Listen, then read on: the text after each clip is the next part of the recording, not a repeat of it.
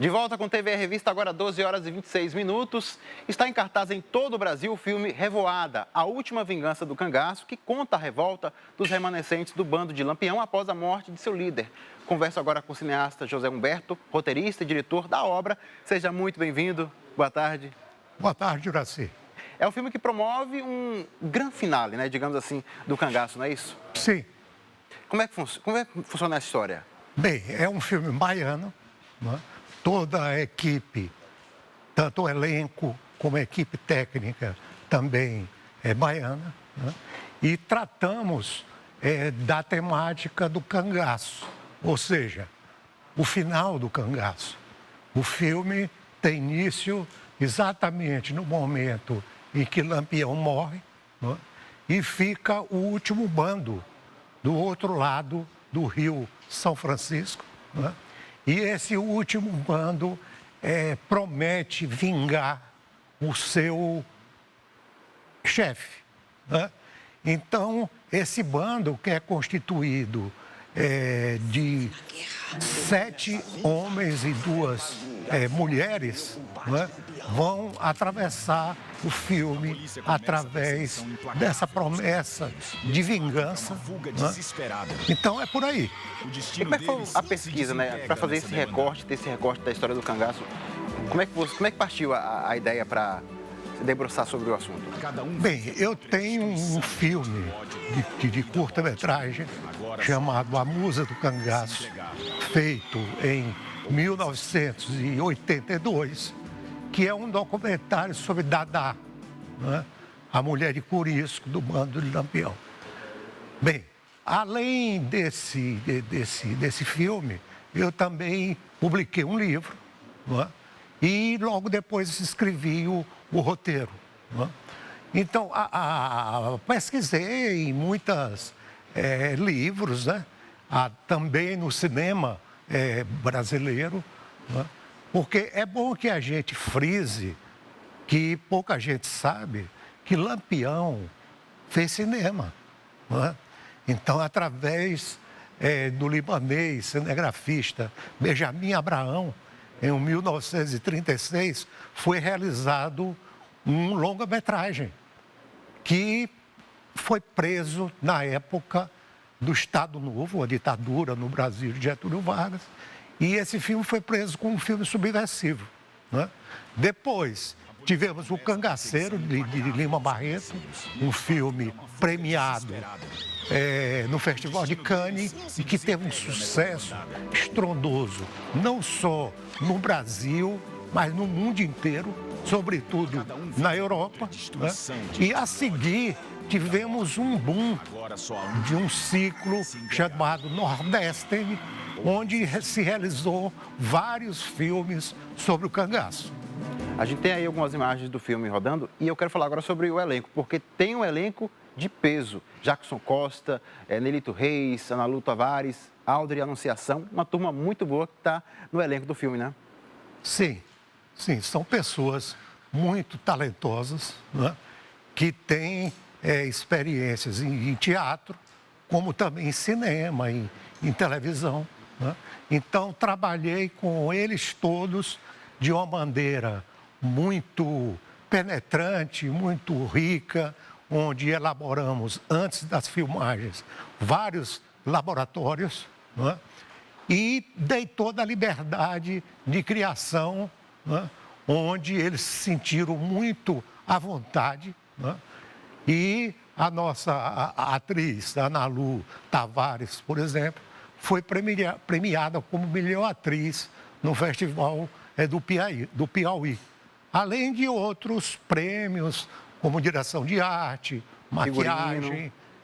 Figurino também. Figurino, né? Então, estamos aí com o filme em cartaz e esperamos que o público vá assistir em tela grande, né, o nosso filme. Pois é, esperar que o público também goste, assim como o júri do festival gostou, né? Esperar que o público possa acompanhar, assim como teve essa boa recepção de vocês, né? Olha, Juraci, nós vimos o cangaço sob novos olhares. E um dos aspectos, eu vou falar só de dois aspectos muito importantes, como, por exemplo, a presença da mulher dentro do bando de Lampião, que surge exatamente com Maria da Déa, que é a Maria conhecida como Maria Bonita, por sinal, baiana, né? Temos aqui a Dadá, né, que eu falei para vocês, né, que foi uma cangaceira muito importante.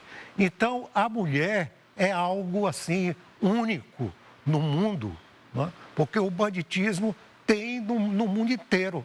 Né? A exemplo do cowboy nos Estados Unidos, do samurai no Japão, né? Robin Hood na Inglaterra, enfim. Temos banditismo na África, no Oriente, no Ocidente. No entanto, a mulher nunca participa. No Brasil, essa participação foi fundamental e trouxe muita contribuição. Além disso, o cangaço é formado, os cangaceiros eram pessoas jovens, né? Eram pessoas, camponeses da década de 20 e da década de 30, no caso de Lampião, que deixavam a enxada para pegar em armas. Né?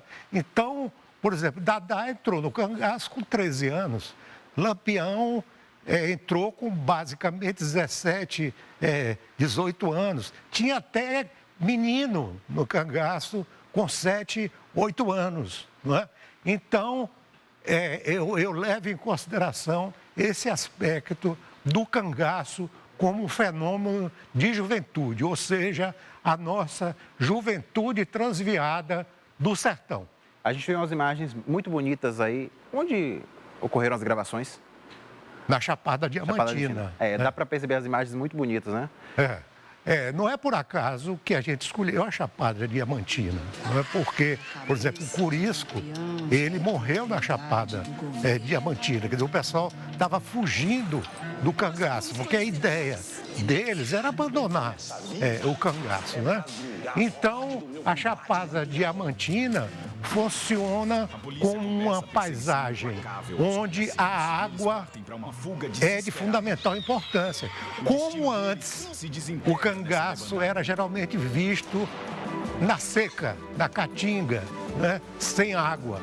Aqui não, aqui o cangaço é visto dentro de uma paisagem onde há muita pedra, onde há beleza e há, sobretudo, vida, que é a água. Pois é, o filme está em cartaz em todo o Brasil. Aqui em Salvador são 6 cinemas, os principais cinemas. Você pode conferir rapidamente, pessoal, convidar o pessoal para poder acompanhar.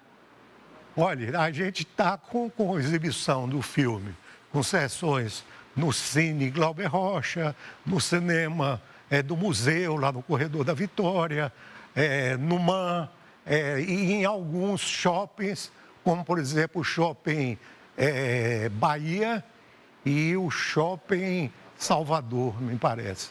Então, estão convidados, né, para ver, rever e rememorar o cangaço, porque é um assunto que a gente não esquece. E outra coisa muito importante também é que o cangaço, ele influenciou e influencia até hoje a cultura brasileira. Há exemplo de Luiz Gonzaga na música, né? Mas temos a presença do cangaço no teatro, no cinema, na literatura, enfim, nas artes plásticas, na dança, né? Enfim, é um assunto que nos pertence. Exatamente. E a gente tem que contribuir com isso. José Huberto, muito obrigado pela participação, sucesso. Eu que agradeço.